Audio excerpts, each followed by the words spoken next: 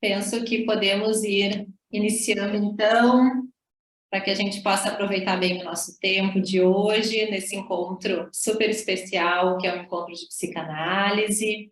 Desejo a todos, então, bom dia. Eu sou Martina Oliveira, diretora científica da SIG, e em nome de toda a diretoria e comissão científica, sejam todos muito bem-vindos. É com imensa alegria que o encontro de psicanálise de hoje conta com a presença de colegas da nossa instituição, que ao longo desse último semestre vem se dedicando ao tema da angústia no seminário da formação da psicanálise da SIG. Eurema Galo de Moraes é psicanalista, membro pleno da SIG, membro do corpo de coordenadores e supervisores da formação em psicanálise, e juntamente com os colegas psicanalistas em formação na nossa instituição, Ângela Rodrigues, Felipe Karaszek, Joana Romero, Márcio Cabral, Paulo Becker e Simone Prestes, nos convidam a fazer trabalhar esse conceito tão pertinente na teoria e na clínica psicanalítica. Uma última informação importante para a segurança do nosso evento: caso apareça no chat alguma solicitação de acesso à sua câmera ou ao seu microfone, pedimos que não aceite e ignore essa mensagem. No momento de espaço para perguntas e debate, a organização desse evento não solicitará acesso ao seu microfone ou câmera. Se desejar fazer uma pergunta, basta se inscrever no chat e, na sua vez, ativar o seu áudio. Combinações feitas, passo a palavra primeiramente para Eurema e em seguida para os nossos demais convidados, manifestando aqui a minha alegria nesse encontro muito especial no dia de hoje. Sejam todos muito bem-vindos. Eurema, a palavra está contigo. Então, novamente, um bom dia a todos. É uma alegria mesmo hoje, e vocês vão ver por quê, hoje estarmos aqui nesse encontro de psicanálise, assim no plural, nós todos, né? A Martina me fez esse convite em função de que eu estava coordenando, estou, né, não terminou o semestre, coordenando um seminário sobre esse tema, e então, quando ela me convidou, eu estendi o convite a todos os colegas do grupo, que prontamente aceitaram, porque não são pessoas angustiadas. Então, nós estamos, né, calmos e despretensiosos. A gente foi encontrando, ou tentando encontrar, um tom ajustável à importância teórica sobre a angústia e o tema real do nosso encontro, porque a realidade a gente precisava considerar para não ficar, né, nos espraiando no tempo, porque a gente quer trocar com vocês. Então, o que nós fizemos? Eu estou dizendo nós porque nós estamos todos numa sala juntos aqui na CIE. Nós recorremos a ilustrações no campo da literatura, das artes e da filosofia, na tentativa de deixar fluir o conceito psicanalítico sobre a angústia.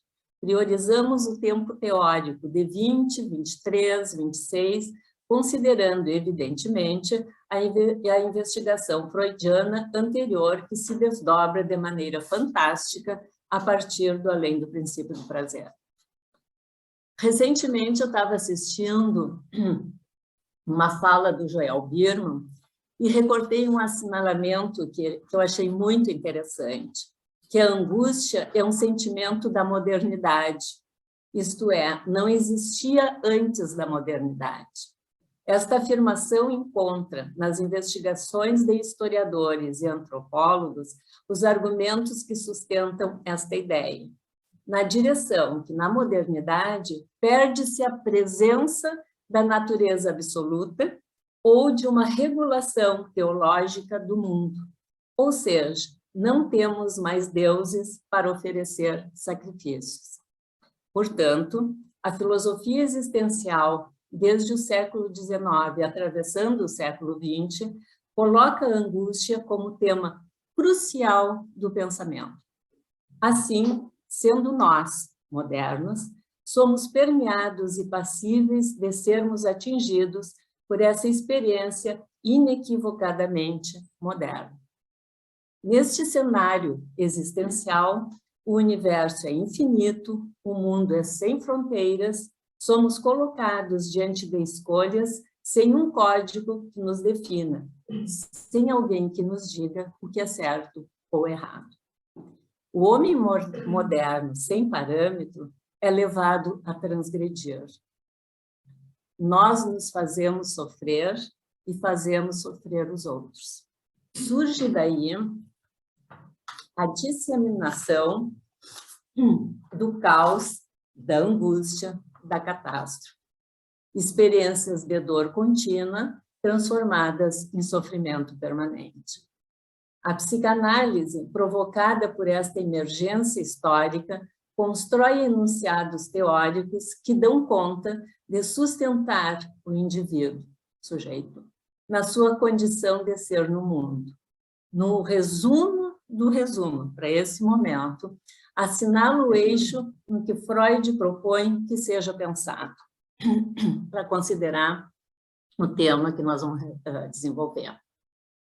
A condição humana fundamental é de uma certa inconsistência ontológica. Em outras palavras, somos criaturas biologicamente débeis. Assim sendo, precisamos ser cuidados pelo semelhante. Precisamos de um psiquismo para sermos viáveis do ponto de vista biológico. O aparelho psíquico tem que funcionar para não morrermos. Precisamos ser organizados simbolicamente para sermos possíveis.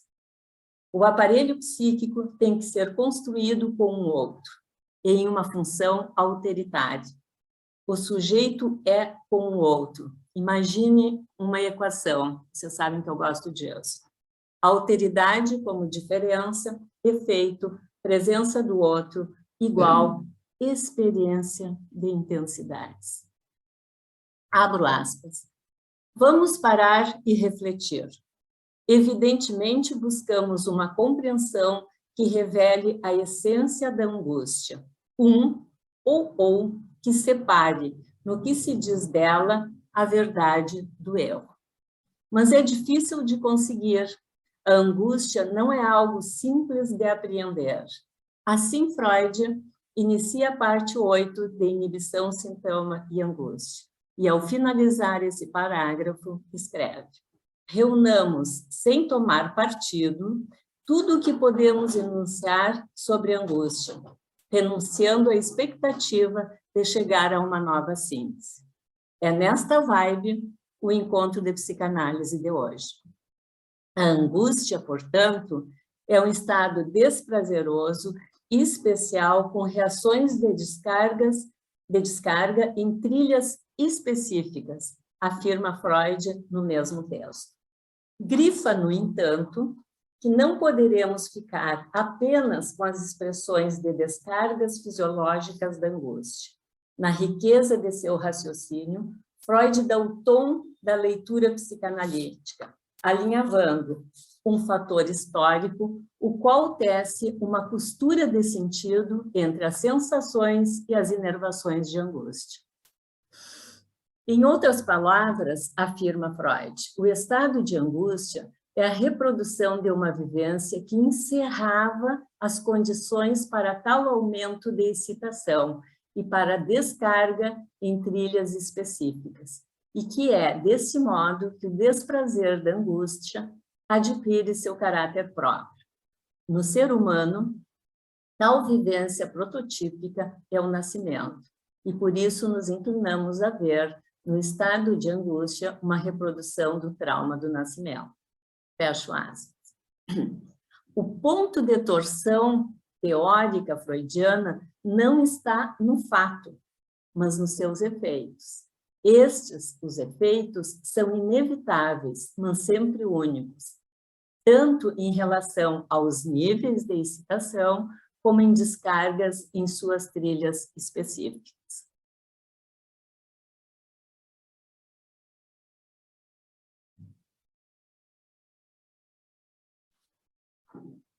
Agora vai ter a participação do Paulo, trazendo as suas contribuições.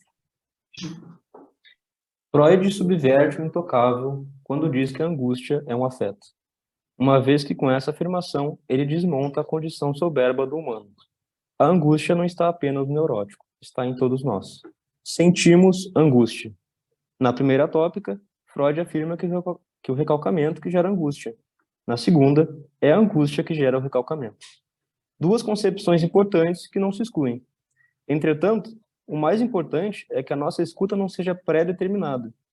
Trago, como exemplo, um sonho tido por Mujica em uma situação caótica e traumática, retirado da leitura de um livro intitulado O Presidente e o Sapo. Que mesmo que seja uma escrita ficcional amparada na realidade dos fatos, nos mostra como os recursos de cada sujeito, segundo Freud, são sempre singulares e próprios. Naquela noite, no buraco, o homem teve um sonho. Seu país era uma mulher, amarrada e vendada, nua no chão frio. O sangue escorria pelas suas coxas. Em cima dela, uma figura uniforme, com o cabelo grosso e os dentes proeminentes. Ele olhava para ela, à espreita, embriagado pelo estupro, ainda com fome. E ele também era o país. A imagem girava, torcia, se distorcia. Dois corpos, um país só. O que o homem não sabia, não conseguia expressar, o que estava perdido na neblina opaca, era onde o país ia afinal viver. Se era no corpo de uniforme, ou no corpo nu, no chão, ou em algum outro lugar, na eletricidade entre eles, naquela dança despedaçada. Foi só um sonho, ele disse para si mesmo, com os olhos arregalados, o corpo frio de suor. Foi só um sonho. Mas era tarde demais. As fronteiras, leia-se psíquicas, já estavam nebulosas. As paredes entre o acordar e a paisagem dos sonhos haviam derretido, e, naquele buraco, o espaço era muito pequeno para comportar tamanha disjunção. Eu posso até imaginar na minha escuta flutuante o que foi traumático para um paciente, mas faço sempre necessária a interrogação. O que foi traumático aí? Neste exemplo do Mujica, que além de estar em uma situação de extrema dor, já encontrava-se em uma situação traumática apenas pelo fato de estar preso por acreditar em uma sociedade mais justa.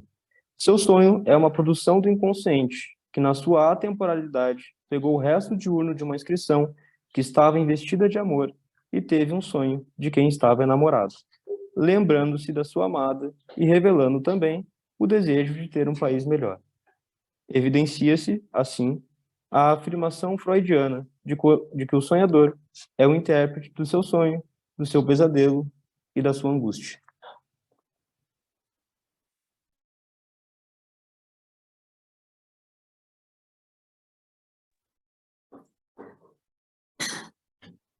Então, nós tínhamos comentado de início de que nós nos centraríamos mais para desenvolver o tema no cenário de 20 ou a partir de 20. Tá? E para ilustrar esse cenário que nos referimos em termos de intensidade, né? Aquelas intensidades que desacomodam, que atordoam, né? E é onde o sujeito muitas vezes nos relata não ter a prontidão psíquica necessária para tramitar tanta intensidade. Então, nos valemos de uma passagem desse livro de Arrigo, do autor Marcelo Ridente, que, assim, ó, a ilustração é maravilhosa para este momento e para o cenário que queremos nos referir, mas eu recomendo que, se vocês tiverem um tempinho nas férias, levem esse livro, porque vale a pena. Ele é muito angustiante.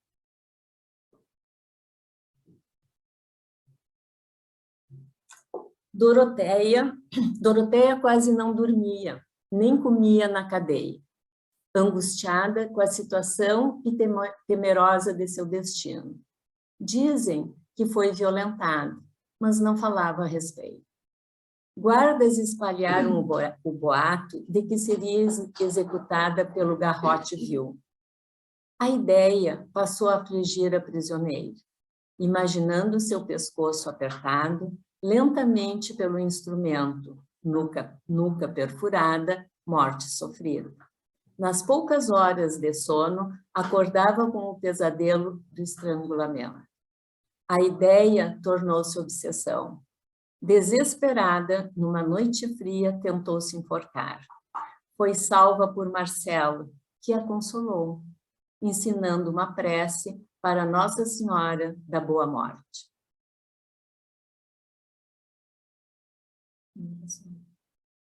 Luna, também Doroteia, Doroteia, também Luna, era ateia, mas acreditou que a santa a ouviu quando 2 guardas vieram buscá-la no dia seguinte.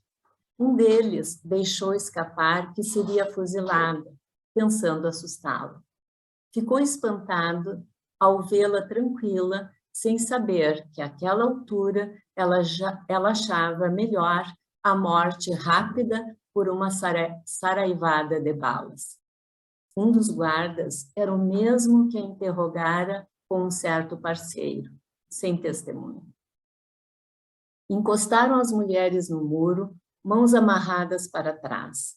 Perguntaram se queriam ter os olhos vendados. Doroteia não quis e aparentou manter a calma. A outra gritava, então enfiaram um pano em sua boca, não sem antes lhe dar um soco, e jogou por terra 2 dentes, envoltos em um jato de sangue que sujou o uniforme do agressor. Possesso, ele deu murros na mulher até a colocar no muro. O chefe gritou que deveriam agradecer por morrer assim, que mereciam o garrote vil. Deu 30 segundos para fazerem as preces. Sons e imagens passaram sobrepostos pela cabeça de Doroteia. As freiras rezando na cela, a voz da mãe numa canção de ninar, Mário desfalecido em seus braços, tanta gente que ajudou a partir, mas também a nascer. Partos na angústia da guerra. Preparar, apontar, fogo. Depois que as armas dispararam, subiu uma fumaça. Imediatamente ouviram gargalhadas. Os tiros de festim assustaram as prisioneiras. Em vez de sangue, as sobras de pouca água e do quase nada de alimento que havia no corpo de Doroteia escorreram sobre suas pernas. Humilhada, voltou à cela, não sem antes ouvir de um guarda que não acabariam assim com uma mulher tão bela.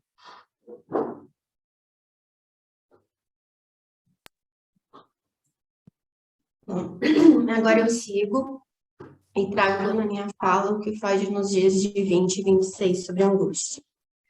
Também usarei alguns recortes do texto apresentado agora pelo Eurema para mostrar as manifestações de desdobramentos de angústia. Ele é rico para alguns pontos de alguns conceitos a qual vou me referir. Em Além do Princípio do Prazer, de 1920, Freud diz que o aparelho psíquico se empenha em conservar a quantidade de excitação nele existente, ou ao menos constante. Tudo que aumenta é disfuncional, ou seja, desprazeroso. O princípio do prazer deriva do princípio de constância, tendência à estabilidade. Prazer, desprazer. Mas o princípio do prazer não domina o curso dos processos psíquicos. Há uma pequena parte que é influenciada pelas pulsões de autoconservação do ego, para a autoconformação do organismo em meio a dificuldades do mundo externo. Ainda aqui, Freud afirma que a angústia designa um estado como de expectativa do perigo e preparação para ele, mesmo que desconhecido. Ela não produz uma neurose traumática, mas algo que protege do terror e também da neurose de terror, recalcamento. Freud segue dizendo que a resistência do ego, consciente e pré-consciente, está a serviço do princípio do prazer, pois ele quer evitar o desprazer, que seria gerado pela liberação do recalcado. E aí um esforço apelado ao princípio de realidade para a admissão desse desprazer. Portanto, aqui é considerado um grande afeto de desprazer. Na retomada sobre angústia e inibição, sintoma em angústia, em 1926, Freud amplia o entendimento da angústia. Surge como uma reação a um estado de perigo que pode levar à vivência de desamparo, trauma. No traumático, a intensidade do acontecimento e a incapacidade de reação provocam angústia, ou seja, caracteriza um excessivo fluxo de excitação em relação à capacidade do sujeito de elaborar as excitações. Aqui ele sinaliza que a sede da angústia está no ego, que cumpre a organização psíquica e, quando identifica o perigo, produz angústia. Como eu mencionei anteriormente, vou falar alguns desdobramentos. Na angústia sinal, há uma resposta do ego a alguma situação traumática, uma reação do sujeito submetido a excitações de ordem externa ou interna, sem capacidade de domínio. O ego encontra-se em um estado de desamparo, desprovido de meios para lidar com essas excitações. Isso pode ser visto na parte do texto onde diz que, abre aspas, Doroteia quase não dormia nem comia na cadeia, angustiada com a situação e temerosa do seu destino. E ainda, sons e imagens passaram sobrepostos pela cabeça de Doroteia. As freiras rezando numa cela, a voz da mãe numa canção de ninar, Mário desvalecendo em seus braços. Tanta gente que ajudou a partir, mas também a nascer, partos na angústias da guerra. Fecha aspas. Então, aqui me ocorre que Doroteia busca recursos de sobrevivências psíquicas na memória de suas lembranças. Na angústia real, há um ocorrido perante um perigo externo, constituindo uma ameaça real para o sujeito. O recorte que eu fiz aqui, entre aspas, os guardas espalharam o boato de que seria executada pelo garrote vil. A ideia passou a infligir a prisioneira, imaginando seu pescoço apertado lentamente pelo instrumento, nuca perfurada, morte sofrida. Nas poucas horas de sono, acordava com um pesadelo de estrangulamento. A ideia tornou-se obsessão. Fecha aspas. Também gostaria de citar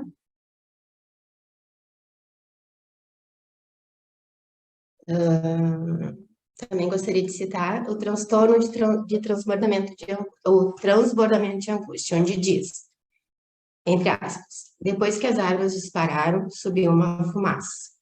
Imediatamente ouviram gargalhadas. Os tiros de festim assustaram as prisioneiras. Em vez de sangue, as sobras da pouca água, do quase nada de alimento que havia no corpo de Doroteia, escorreram as pernas.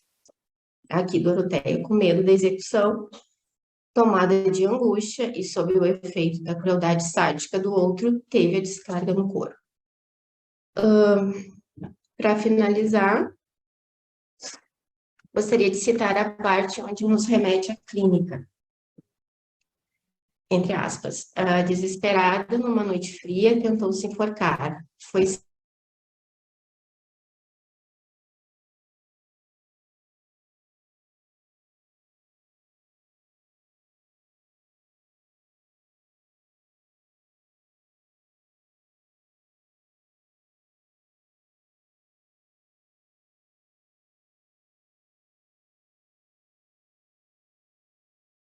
Simone, acho que a tua conexão trancou, não estamos te escutando.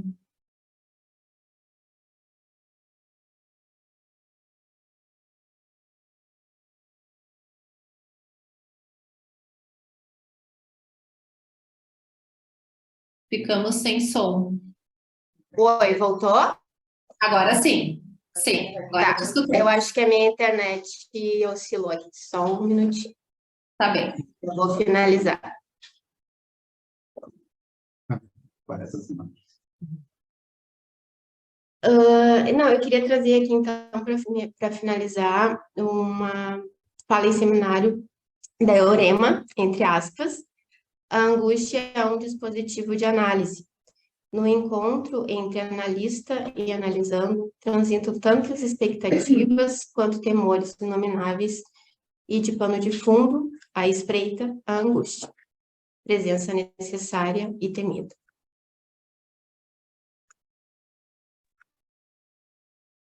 Bom, seguindo então. No famoso texto de Freud, sintoma e angústia, já citado pelos colegas, Freud postula que não é o recalcamento que gera angústia, e sim a angústia que gera o recalcamento, como o Paulo mencionou há pouco. Vamos falar um pouquinho sobre isso.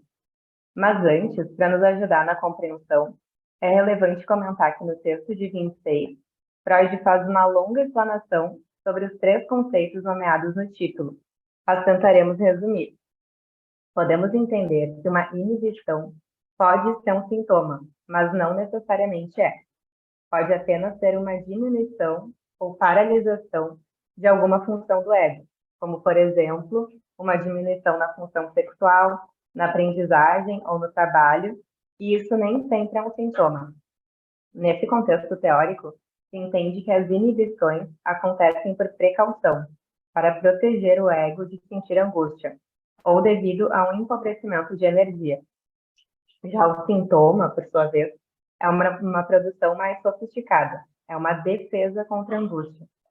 Precisamos ter em mente que o sintoma possui um simbolismo. Ele nos conta sobre um conflito. Outro ponto importante é que o sintoma é o substituto de uma satisfação pulsional que não aconteceu, que resulta do processo de recalcamento. Esse substituto é deslocado e disfarçado. Para esclarecer a diferença entre inibição e sintoma, Freud retoma o caso do pequeno Hans e do homem dos lobos. No exemplo do pequeno Hans, os 2 conceitos ficam mais claros e sua relação com a angústia também. No caso, o menino se recusava a sair de casa porque tinha medo de cavalos. Resumidamente, a compreensão é a seguinte: o medo de cavalos é o sintoma, já a incapacidade de sair para a rua é uma inibição, uma restrição que o ego impõe a si mesmo. Mas e por que ele não pode sair de casa? Para evitar a angústia. Se sair, inevitavelmente ele vai se deparar com o cavalo e vai sentir angústia. A angústia é sentida por conta do medo que o menino tem da castração.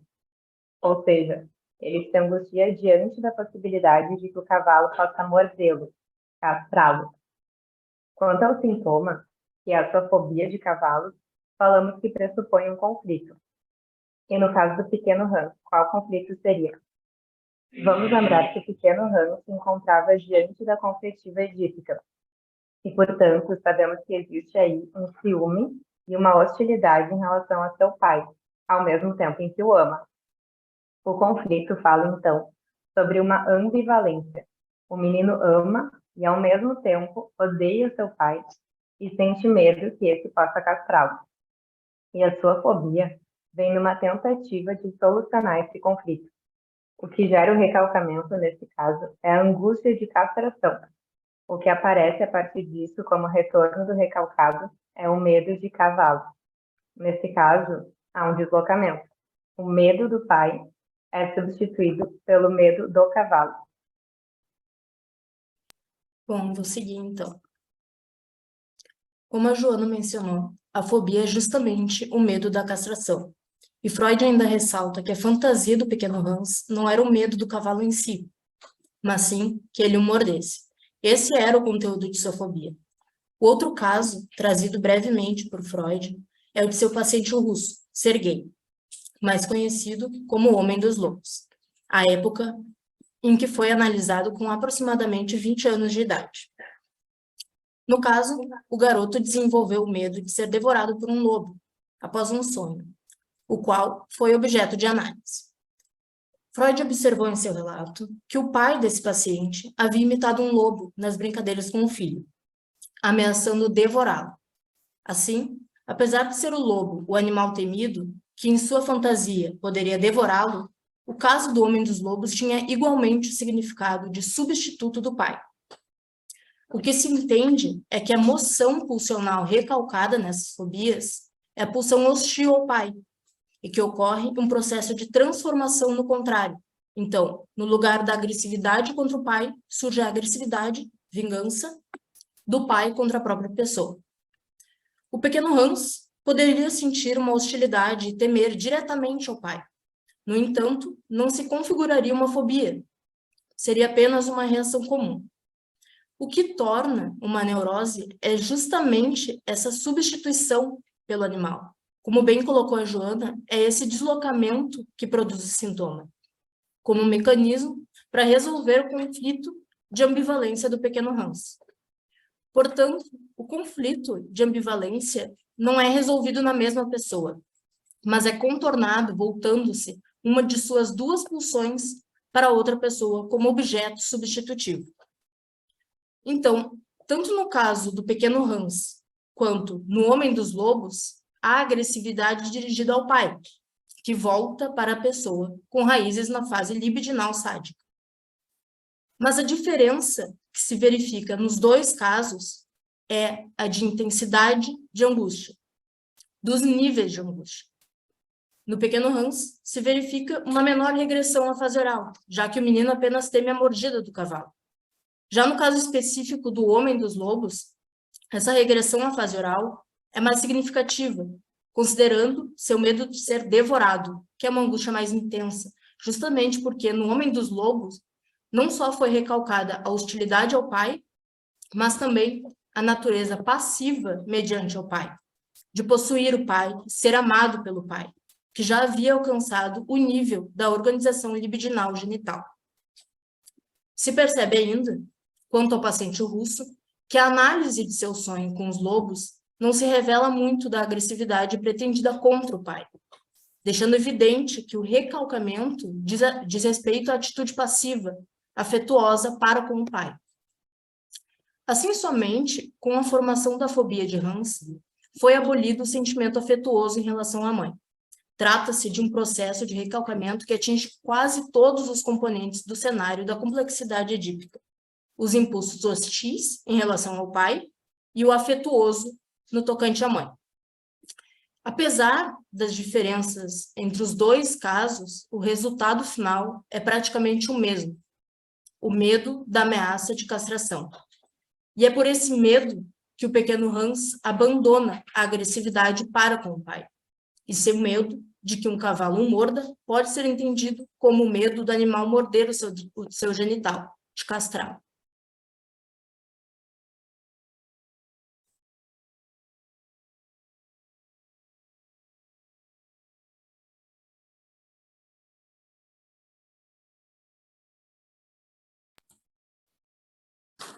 Então,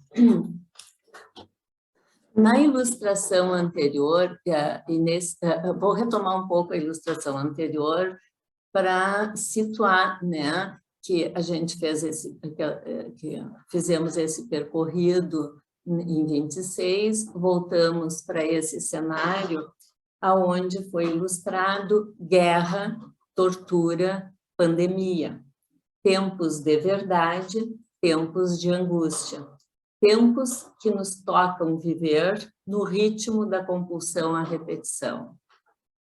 As imposições de excesso desta realidade material não encontram recursos psíquicos de antecipação, falham esses recursos, né? E o efeito é esse atordoamento que cenas de intensidade provocam no sujeito. O mundo, com mais frequência que gostaríamos ou suportaríamos, nos apresenta fatos totalmente inesperados, os quais não encontram registro no nosso arquivo psíquico. É equilibrar-se entre o desamparo e o desalento. Um pouco a fala da Joana, da Simone, da Ângela, apontaram esses movimentos teóricos de compreensão das ilustrações clínicas do Freud, aonde ele recupera ali em 26, né, de uma forma muito brilhante o que tinha desenvolvido anteriormente nos historiais. Nesse sentido de reconhecer a realidade material, né, que atordoa com as suas intensidades, na clínica, nós precisamos fazer uma revisão também nesse contexto teórico, sobre os padecimentos dos analisandos cujas narrativas estão permeadas por excessos que atordoam seus recursos psíquicos, impedindo uma tramitação de sentido e, em consequência, explodem em expressões compulsivamente xerocadas em atos. Ao reconhecer, né, ao identificar, ao investigar nessas narrativas na nossa clínica, faz-se necessário, né, também revisitar a tragédia grega de Édipo. O que cena temos de Édipo aqui? Tá? E entenda-se que sempre, como eu coloquei lá no início, tem a ver, né, com esse encontro autoritário ou impedimento do encontro autoritário. Então, é nesse sentido, né, que nós precisamos recuperar na tragédia um outro momento, né? Então, o Édipo em sua cena mais trágica, é que precisamos assistir, porque é desta cena trágica que nos que nós vamos mexer um pouco, assim, vamos problematizar, é que nos falam esses pacientes com padecimentos tão desorganizados.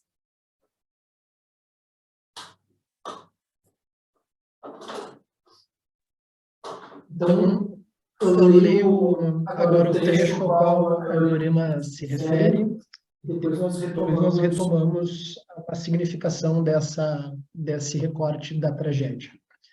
Diz Édipo: mas à mercê do medo eu me encontrava, Jocasta, pois deixa de afligir teu coração.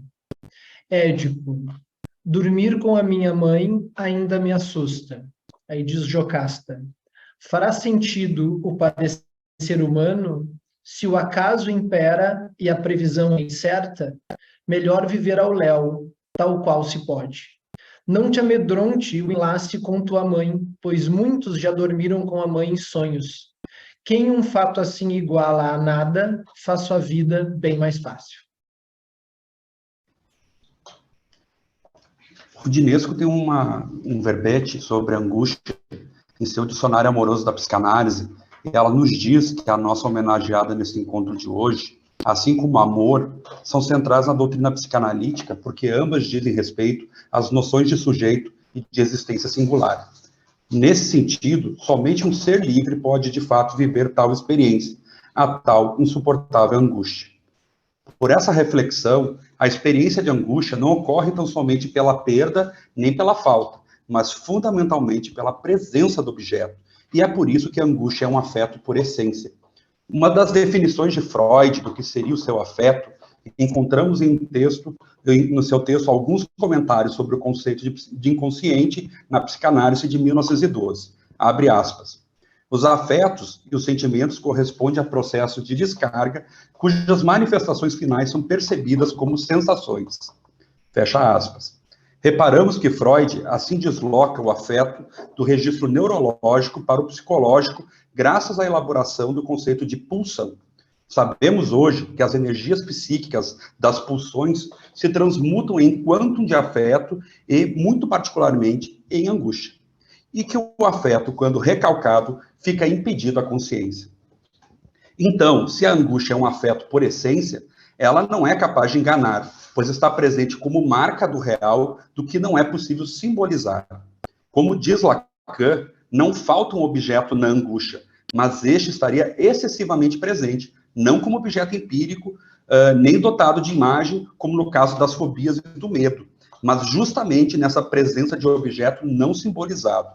Ela é esse lugar em que o desejo aparece no sujeito como extraído, reduzido a uma certeza, como indexada à experiência de que somos apenas um corpo. E nas inquietações da clínica, a pergunta que sempre nos chega, né? Mas seria possível nos livrarmos da angústia? Para arriscar uma resposta a essa questão, me apoio em uma metáfora. Reparem na pintura Eternos Caminhantes, de Lazar Segal, artista expressionista lituano que se refugiou durante a guerra no Brasil. Como metáfora, a arte relaciona emoção e cognição, olhar e pensar, intuição e conhecimento. Assim, os imigrantes que esse quadro homenageia, assim como os imigrantes que esse quadro homenageia, a obra tem uma vida repleta de aventuras dramáticas. Imigrantes são seres vagantes, sobreviventes, que buscam refúgio e acolhimento, buscam afeto. A obra aborda 4 figuras como expressão da imigração que parece se moverem num fluxo permanente, ininterrupto e como uma expressão inquietante sobre o que há por vir, do tornar-se, do transformar-se, do devir. Como tudo que é incerto, de um futuro que ainda não se explica, que não é possível ser simbolizado, eles são a expressão da angústia. A angústia permeia toda a obra de Freud e as inquietações sobre o tempo estão presentes em toda a sua vida. Ele dizia que, abre aspas, suportar a vida continua a ser o primeiro dever dos vivos. Frase essa presente no encerramento do texto Reflexões para os Tempos de Guerra e Morte, de 15. A obra de Lazar Segal também é uma sobrevivente de guerra e, como suas personagens, ela também uma imigrante e uma andarilha. A sua história tem algo de muito interessante, pois, em meio à ascensão do nazismo, ela foi confiscada do Museu da Cidade de Dresden em 33 e exibida em Munique em 37, junto às obras de outros artistas expressionistas, na nefasta exposição da arte degenerada que pretendia desqualificar a arte moderna, assim como tudo aquilo que o regime nazista procurou destruir. Sempre é preciso dizer que o nazismo, uma das maiores experiências de destruição já vivida, queria inaugurar uma nova era e assim queria uma nova arte espelhada nesse tal novo homem. Pouco foram capazes de criar, além de terror e dor. Sob o nazismo, somente existe Thanatos. O quadro de Lazar Segal permaneceu desaparecido por anos após a guerra e foi reencontrado apenas em 1954 no sótão de um ex-oficial nazista e adquirido em leilão na França para o acervo do Museu Lazar Segal em 1958, quando veio para o Brasil. Falecido em 57, o artista nunca tornaria a rever a obra, que até hoje segue viva e provocando reflexões, assim como a instigante frase de Freud presente em Inibição, Sintoma e Angústia, de 26.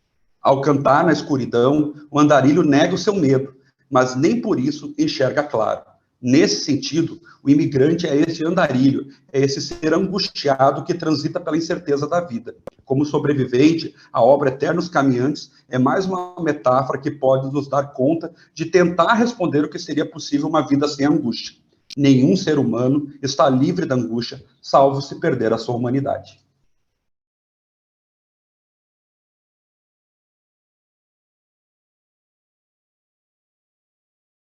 Bem, eu vou retomar um pouco a relação entre a angústia e a tragédia, e a tragicidade, e essa verdade fundamental anunciada por Jocasta a Édipo, e abordar um pouco dessa questão de pensar a angústia no sentido da processualidade da obra freudiana.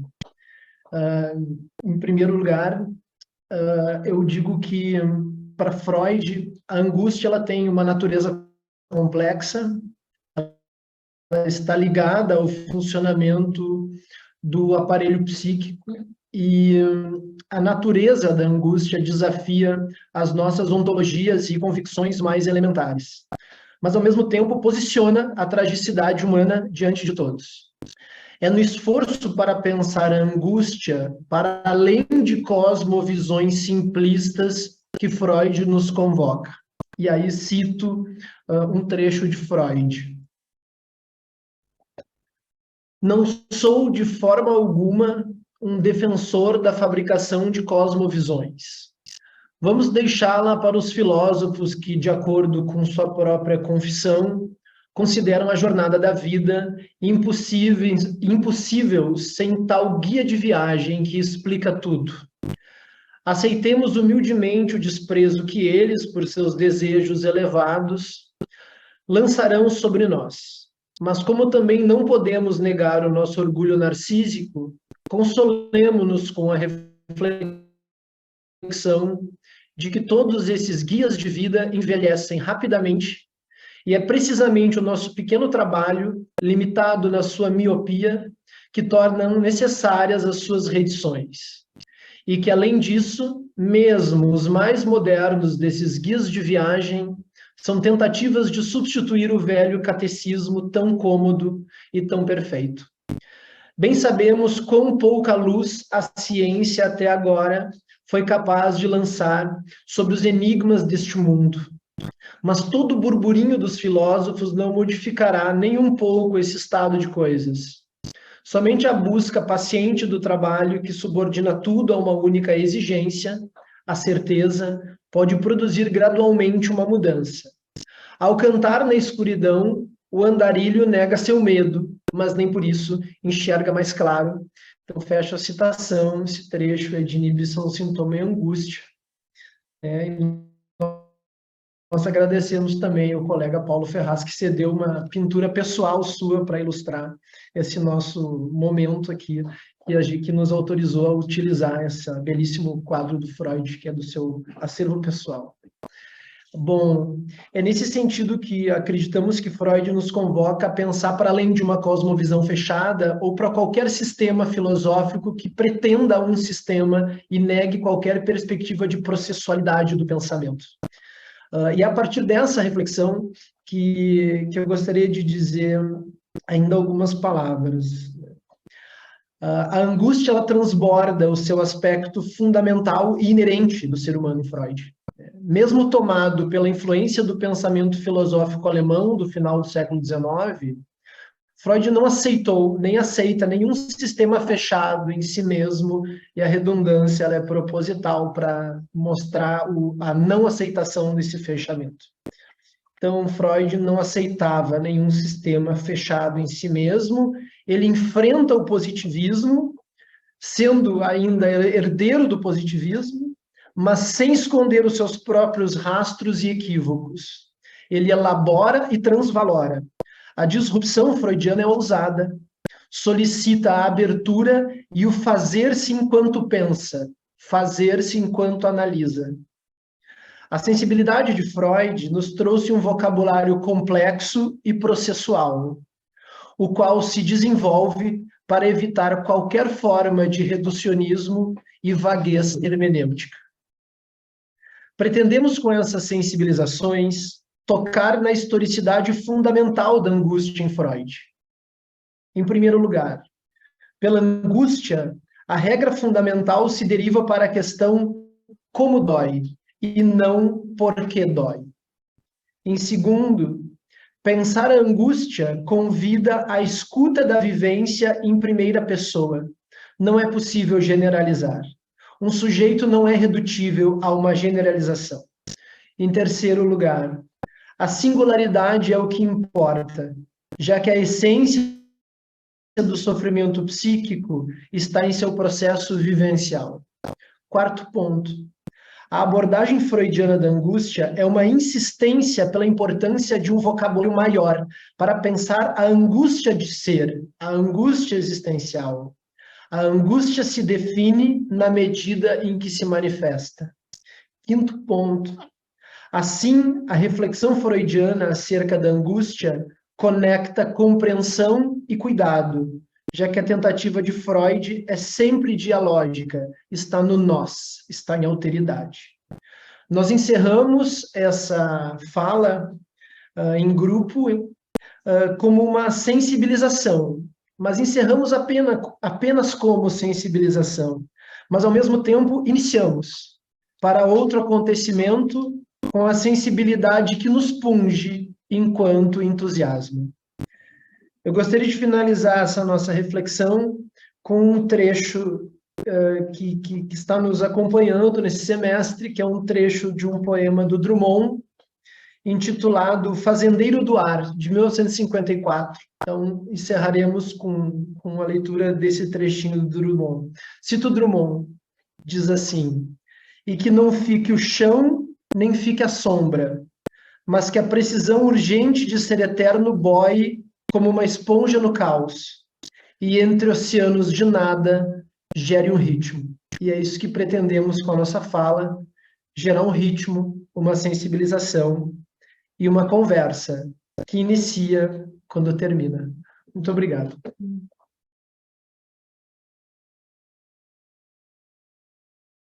Muitíssimo obrigada a todo o grupo que tão generosa e criativamente compartilha conosco o trabalho que é lidar com a e com o tema da angústia realizado por vocês todos ao longo desse semestre.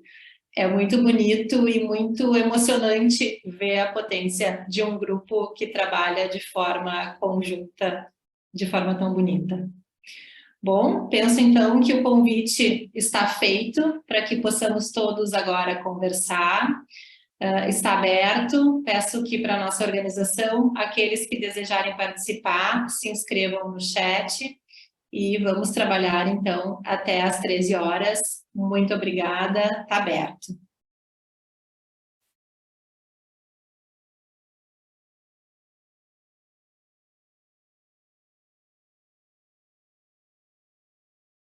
Muitos comentários já no nosso bate-papo, de parabenizando o grupo pelo belíssimo trabalho, de fato, muito sensível e emocionante. Imagino que todos estejam trabalhando dentro de si, para que possamos, então, conversar.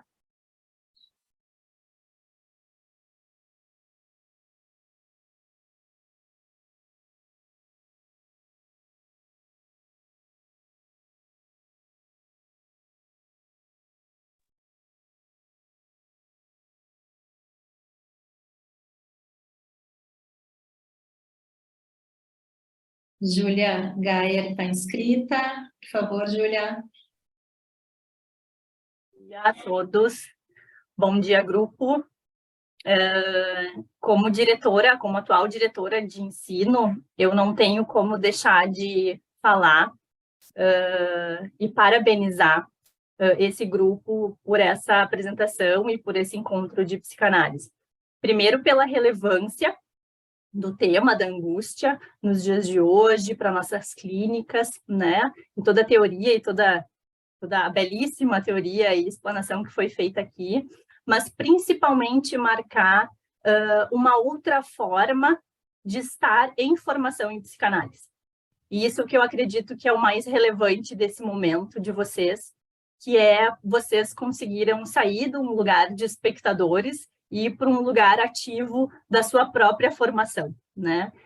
Eu sempre brinco, e acho que algumas pessoas já ouviram eu falar, que esse seminário, pelo menos para mim, foi um dos seminários mais difíceis da minha formação. Acho até que eu fiz com a Cici, se eu não me engano, e a Cici dizia que em seminários difíceis a gente tinha que estar sempre comendo. Então, eu lembro que a gente sempre trazia um bolinho, alguma coisa assim, para esse seminário. Mas o que eu acho mais legal é que vocês conseguiram, né, utilizar dessa dificuldade, dessa dor, dessa angústia e transformar ela em uma produção. Isso é o que marca um ato criativo, um ato criador. Então, eu queria parabenizar vocês e dizer que eu fico muito contente de ter escutado vocês aqui hoje. Parabéns. Nós temos outros colegas inscritos, a Cici, depois a Mônica e depois a Bárbara. Cici. Bom dia, estou muito encantada. Eu achei de uma sensibilidade ao mesmo tempo, de uma precisão e de uma profundidade encantadoras. E assim como a Júlia, também pensei nas dimensões desse trabalho, como forma de falar sobre a nossa formação e sobre as pessoas que a integram. Eu achei isso maravilhoso.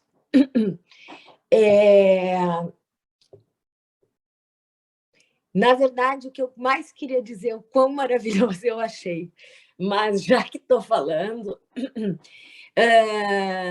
eu acho que uma das coisas mais sensíveis que me passaram durante a apresentação é que todos vivemos um momento de angústia. Tem uma voz no meio? Acho que parou. Então, todos nós vivemos um momento, tempos muito sombrios, não é? Inclusive nós, todos.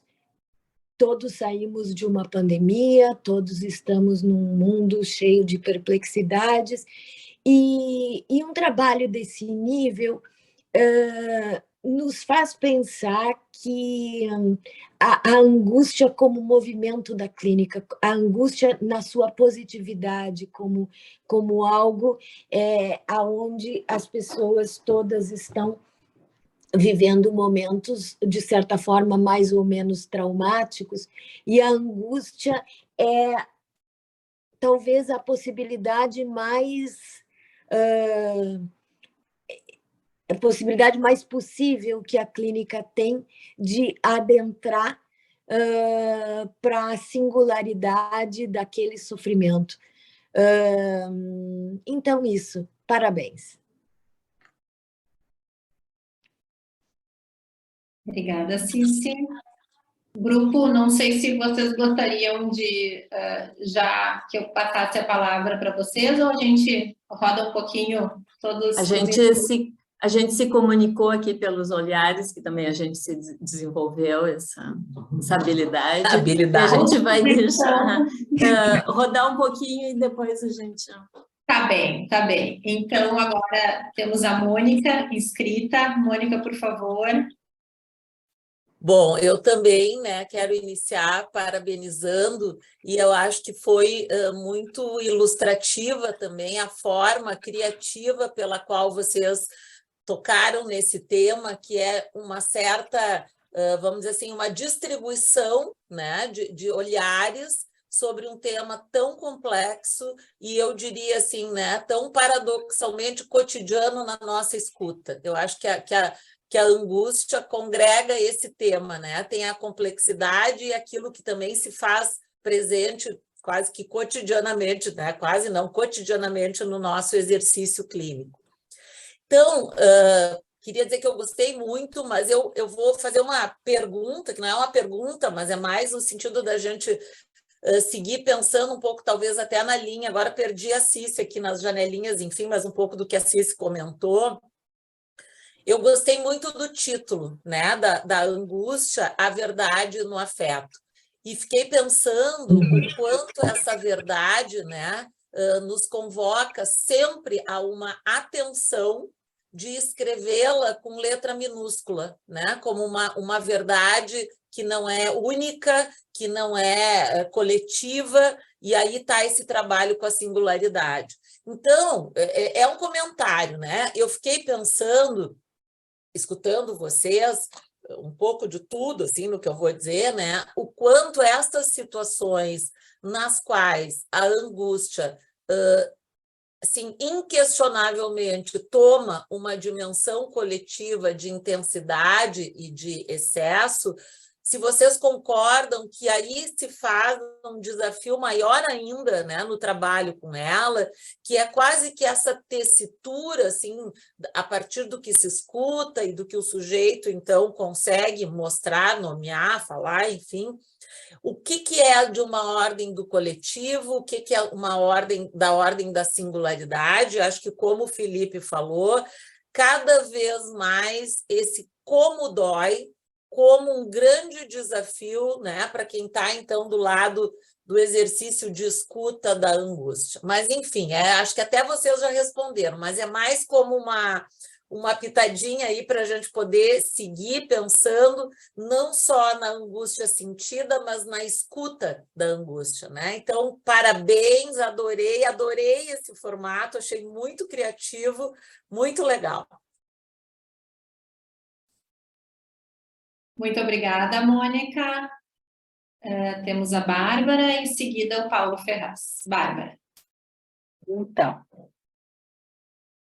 eu também queria dizer que foi muito bonita a apresentação do trabalho e traz questões que são muito instigantes, né, para o nosso dia de hoje, o dia não de hoje, só os tempos de hoje, né? porque vocês apresentaram o trabalho assim como um certo desejo, tá? O desejo de que a gente possa pensar, né, no valor da vida, naquilo que tem a ver com a alteridade, naquilo que tem a ver com a possibilidade, né, de se criar uma compreensão coletiva, né, daquilo que é a vida. Então, isso a gente está precisando muito hoje em dia. Então, de alguma maneira, quando vocês trouxeram essa forma de apresentação, vocês estão, digamos assim, como que convocando a isso. E convocando a isso a partir da arte, a partir da literatura, a partir dos temas da atualidade. Então, nesse sentido, é muito rico a possibilidade da gente poder escutar esse Como Dói, né, que é a convocatória, a partir, primeiro, dessa questão que eu achei muito importante, né, de trazer a angústia como um sinalizador, né, e sinaliza uma dor, que é dessa dor que a gente vai ter que falar.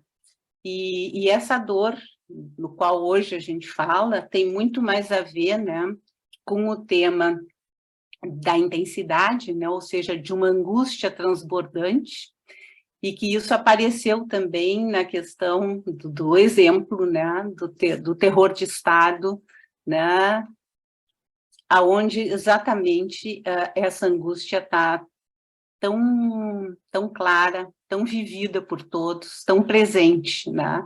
Então, essa ideia, né, da angústia transformada na intensidade, como um certo pânico, inclusive, né, dialogando com aquilo que é o íntimo, né, com aquilo que é do sofrimento próprio, mas nessa inter-relação com aquilo que é da ordem, da cultura, do outro, da vida em coletivo, né?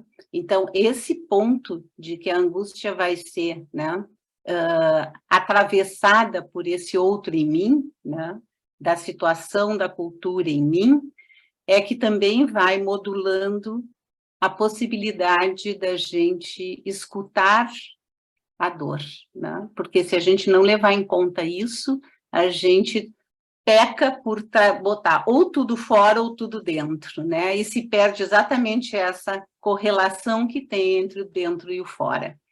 Então, esse era um comentário de dizer, assim, por quantas vias a gente pode entrar a partir do trabalho de vocês, e nesse sentido de contemplar, né, esse sinalizador que é a angústia como sendo um tempo atual que estamos vivendo.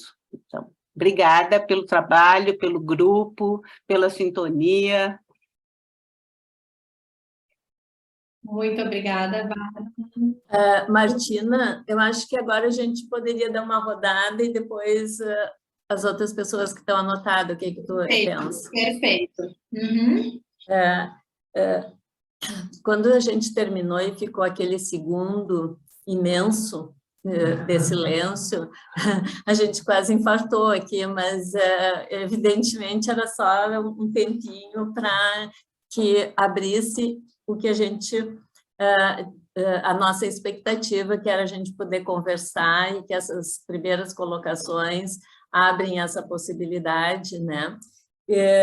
Então, quando escolhemos, né, aquela ilustração desse romance, Arrigo, era exatamente com essa possibilidade de reconhecer, né, nesses fatos da realidade, como a guerra, né, a tortura e a pandemia, que tiveram seus efeitos em nós, e que tantas alterações e respostas construímos frente àquela necessidade de poder tentar, né, tentar regular a intensidade que nos invadia, porque era a ameaça de morte. Então, a morte na pandemia saiu daquela dimensão filosófica da vida, né, e nos enfrentou, né?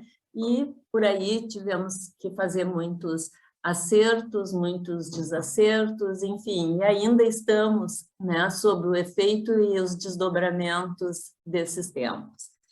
E aí, quando a gente pega isso e recupera também na tragédia a questão do diálogo da Jocasta, porque por um tempo, agora eu vou dizer assim, vou reconhecer então, né?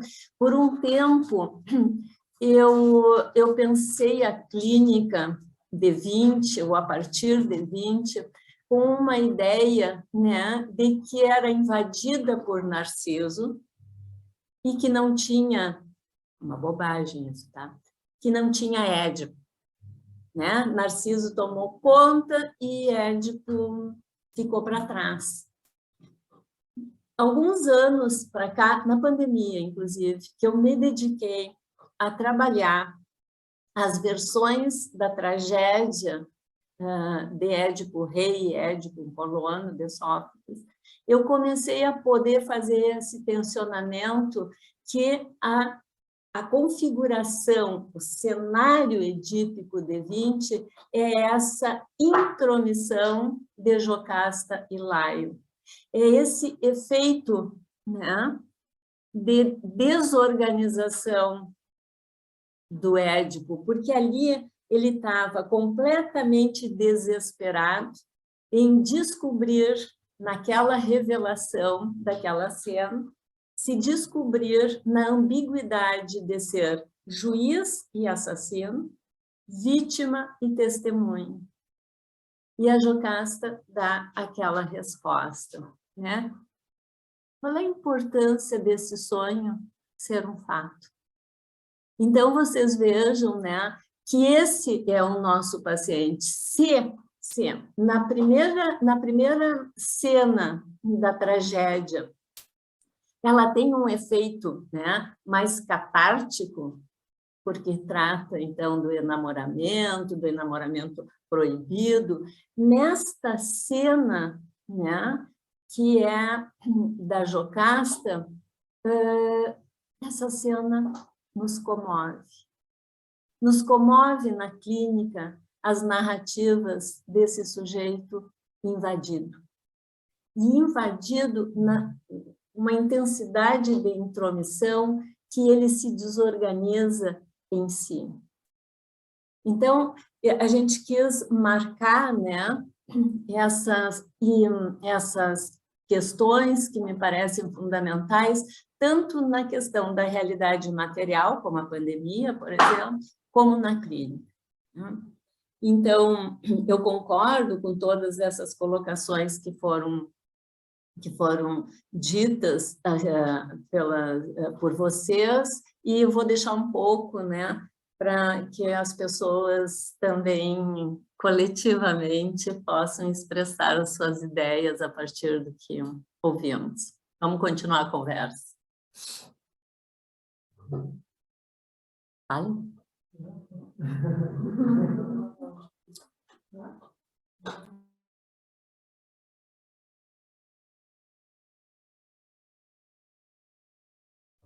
Eles querem fazer mais uma rodada de conversa. Tá ótimo. Bem, então seguimos com o espaço sempre aberto também para todo o grupo.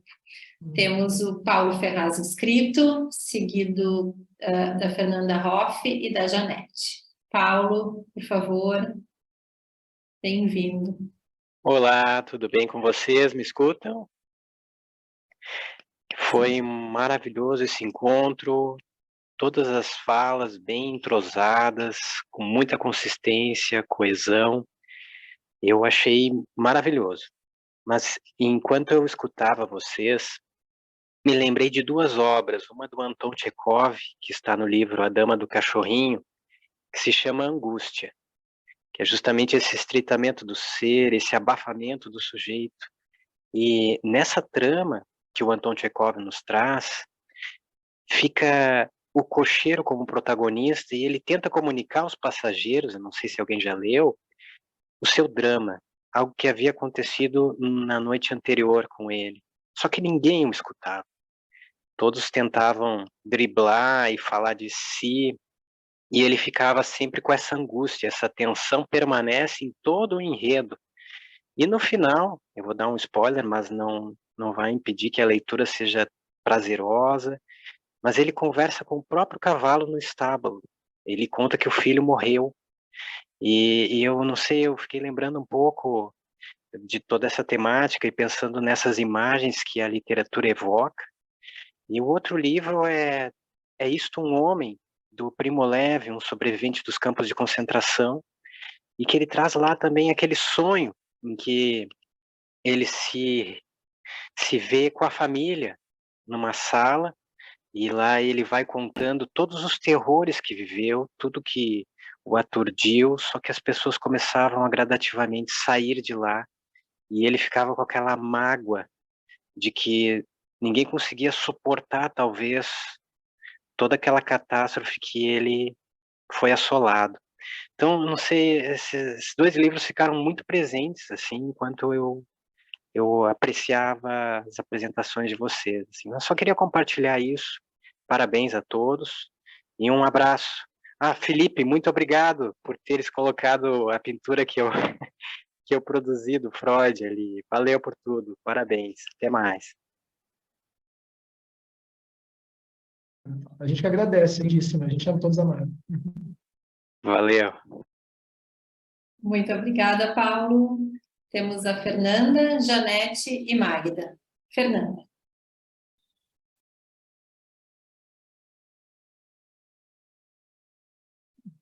Obrigada. Eu estou aqui no auditório com mais alguns colegas e quero dizer a vocês que foi muito inspirador o trabalho do grupo, especialmente por ser uma produção do seminário, né? E eu fiquei, Eurema, também capturada pelo silêncio, porque me suscitou uma série de coisas da clínica, né? E acho que é inevitável, assim, a cada um de nós. Está dando um eco, né, quando eu falo. Vocês estão escutando bem? A gente te escuta bem, sim. Tá.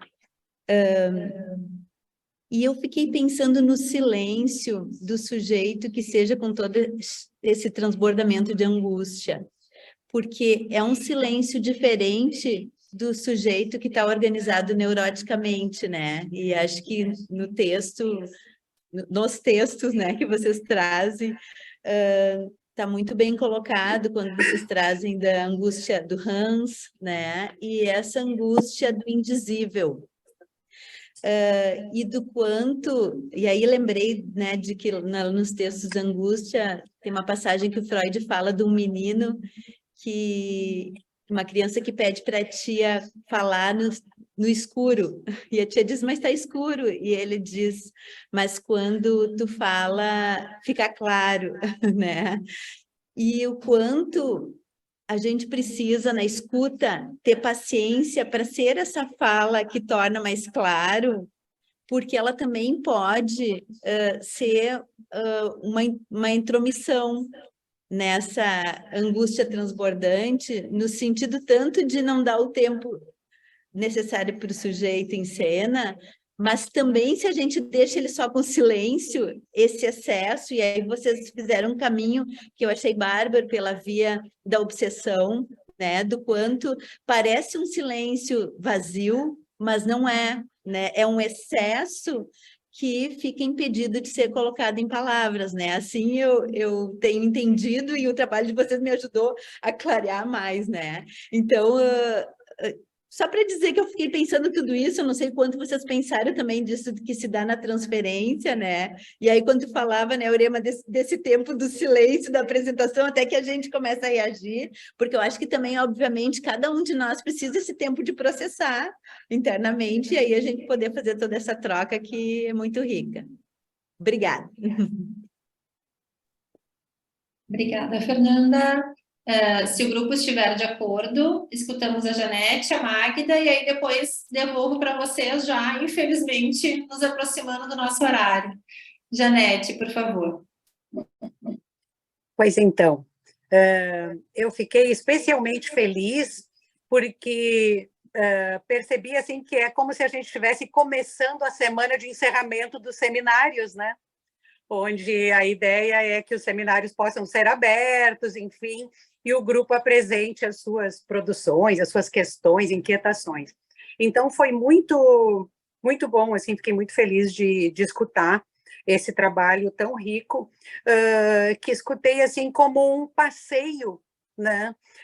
Um passeio bem consistente pela teoria, e como esse passeio faz sentido e faz ser necessário para que a gente escute aquilo que é angústia na clínica, na cultura. E aí tem uma questão, né, que fiquei pensando, como essa questão do excesso que vocês falavam, né, essa questão de suportar a vida. Eu me lembrei de uma pessoa dizendo algo assim, que a rede está acabando com a humanidade. E isso muito tinha um sentido singular, então, para voltar ao ponto da singularidade, né, que é assim, como na rede, na internet, como na tecnologia, e a gente pode ampliar isso até para outras questões da cultura, se ocupam de oferecer um excesso de possibilidades para tamponar aquilo que pode vir a causar insatisfação ou angústia no sujeito. E que mesmo esse excesso de oferta, vamos chamar assim, de possibilidades, também é angustiante. E se não for, bom, aí a humanidade, de fato, corre risco, né? A gente precisa da angústia, vamos chamar assim. Achei muito feliz a lembrança dos livros também, né, do Primo Levi, onde a gente pode pensar nessas experiências extremas de contato com a angústia, coisas que na clínica nem sempre vem assim, tão extremado, né? Mas quando alguém chega cheio de possibilidades de escolha de um curso, por exemplo, superior, de fazer tudo o que quiser e fica tomado de angústia, porque vai ter que deixar de fora muitas possibilidades e só vai poder ter uma. E aí, então, só para finalizar, a questão da medicalização, que também, como a gente percebe hoje em dia, um silenciamento de qualquer manifestação de angústia, uma pressa de silenciar isso. E aí, então, né, a gente volta para o quão especial é essa possibilidade, como o grupo tão bem mostrou e convidou a pensar, né, a escuta disso que angustia o sujeito. Então, muito bom estar aqui com vocês. Muito obrigada, Janete. Magda, e em seguida devolvo a palavra ao grupo. Então, eu me inscrevi para dizer o óbvio, mas eu preciso marcar isso, né? Pontuar que eu gostei muito da apresentação aprofundada desse tema da angústia, do enlace com a arte, com a literatura, que eu acho perfeitos, do empenho dos integrantes do grupo e da liderança do coordenador da liderança da Eurema. Acho que a arte e a literatura são expressões fiéis dos afetos humanos, né? Da história também da humanidade, e por esta junção, vamos dizer assim, de forma criativa também, eu quero parabenizar. Então, é isso que eu queria colocar. Muito obrigada, Magda.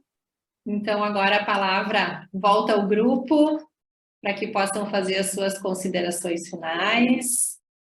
A reflexão que fica ao final é esse retorno da audiência, dos colegas, dos nossos coordenadores, e de quem parou esse tempinho para ouvir o nosso trabalho, esse sentido de agradecimento mesmo, e em especial um agradecimento à Eurema, por ter propiciado esse momento de encontro, mas fundamentalmente por estender a mão para quem está iniciando a sua trajetória na formação, né, e nos trazer para esse espaço tão privilegiado que é a maior audiência da nossa associação. Então, fica esse agradecimento. Muito obrigado a todos, em especial à nossa coordenadora. Tá bom? Obrigado. Eu gostaria também de agradecer e gostaria de fazer um comentário, não só de, claro, agradecer a Urema, aos colegas, a todos e a todas que estão aqui, né, com a gente, mas tem algo que a Bárbara falava e que eu havia notado, depois os colegas foram trazendo, os colegas também, mas tem um ponto que nos marcou muito nos estudos para esse momento, mas também durante o seminário de angústia com a Urema, é uma lembrança muito importante para a clínica e para a formação do analista, da analista, que a virada de 20 promove um aumento das condições de analisabilidade. E que isso, então, nos faz uma tomada de posição muito diferente para essa...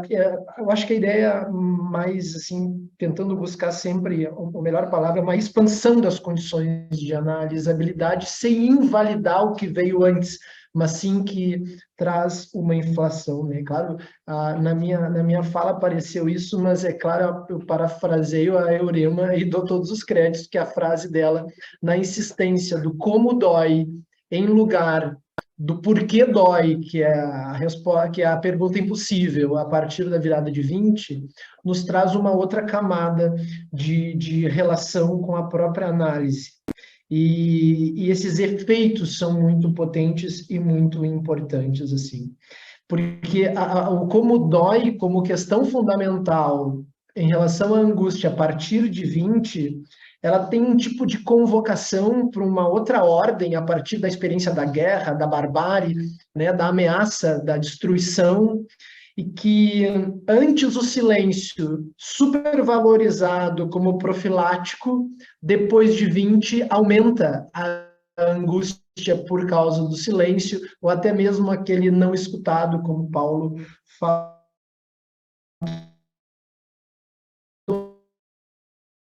Traz uma carga de tragicidade para... E aí o como dói te permite, né, ou te permite não, te possibilita ampliar agora um dizer sobre o que até então estava na categoria do inaudito, do inominável, que agora trai experiência, né, dentro de uma singularidade. Mas aqui entra uma questão muito fundamental, que é o ponto que eu notei que a Bárbara traz, que é uma relação com a cultura, com a política, com o social, que vai depois desencadear uma reflexão do mal-estar, é que não é só a possibilidade de dizer o inaudito e o inominável até então na virada de 20, mas escutar o inaudito e o inominável traz ao analista um comprometimento com o político, com o social, com a cultura, que não é nada glamurosa nesse sentido, e ela é sempre, né, limitante. E aí abre também para uma possibilidade política e cultural.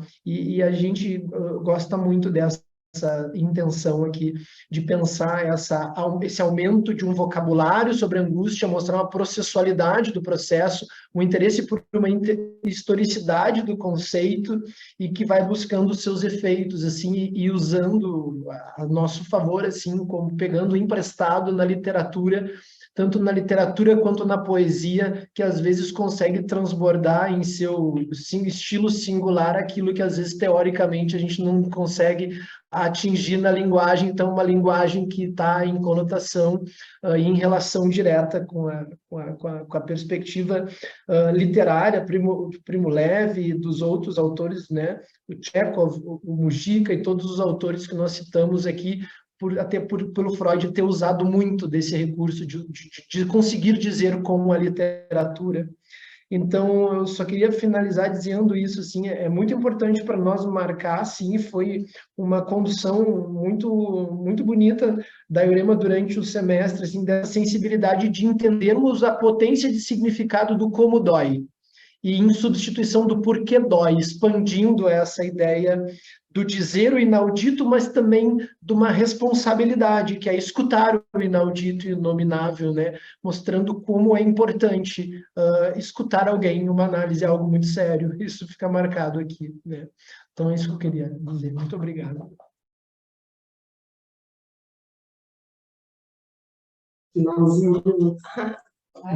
Na verdade, eu queria só deixar meu registro de agradecimento ao grupo, né, e a generosidade da Eurema. Foi intenso, mas muito gratificante. E obrigada a todo mundo.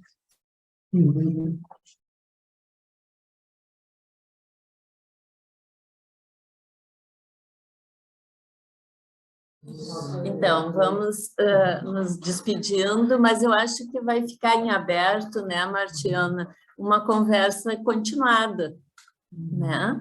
Então, eu acho que foi uma experiência muito importante, boa, fazer, para mim, assim, que tenho nos últimos tempos descobrindo o que é o efeito e a possibilidade de trabalho coletivo. Então, mais uma vez, eu experimentei esse sabor hoje, tanto durante todo o semestre, mas com o nosso trabalho apresentado hoje. E eu penso, sim, né, que essa experiência coletiva, ela abre caminhos, né, de possibilidades sublimatórias e de dispositivos políticos e sociais surpreendentes. E eu vou pegar um viés derridadiano, porque você sabe o quanto eu gosto de Derrida, e ele diz que é possível pensar em viver juntos de formas criativas, seja por laços de amizade, seja por laços de hospitalidade. Então, não precisamos nos angustiar tanto ou sempre na presença da diferença. Um abraço para todos vocês, muito obrigado, e foi maravilhoso, mais uma vez, esse espaço compartilhado institucional. E, de uma forma muito, muito especial, o nosso muito obrigado ao Paulo Ferraz pela sua generosidade, porque quando o Felipe trouxe a ilustração da tua obra, eu disse, mas como é que nós vamos usar, né? Vamos ter que perguntar para ele. Aí, felizmente, ele autorizou e foi muito bonito. Muito obrigada mesmo. Um abraço a todos vocês. Eu agradeço, valeu. Eu agradeço imensamente a todo o grupo, parabenizando pelo potente e criativo trabalho. Como dissesse a Eurema, fica um espaço para que possamos seguir, né, assim, com esse tema, e acho que, ainda que de forma não intencional do grupo, né, porque também não tem como saber, mas falávamos justamente do encerramento de um semestre, e esse encontro marca, então, o encerramento do primeiro semestre científico, e gostaria, então, portanto, de poder fazer já um convite para o segundo semestre, que teremos 2 conferências sobre o centenário do texto do Ego e do Id, justamente podendo tensionar a pertinência desse escrito para a psicanálise contemporânea, e penso que está feito o convite a partir desse encontro. As conferências, elas contarão com a presença da Cici Castiel, colega da casa, e do psicanalista Luiz Horsten. Em breve poderemos, então, fazer a divulgação oficial, mas fica desde já o convite e o meu imenso agradecimento, então, a todo o grupo de hoje. Parabéns. Uma boa tarde a todos, muito obrigada pela presença e até a próxima.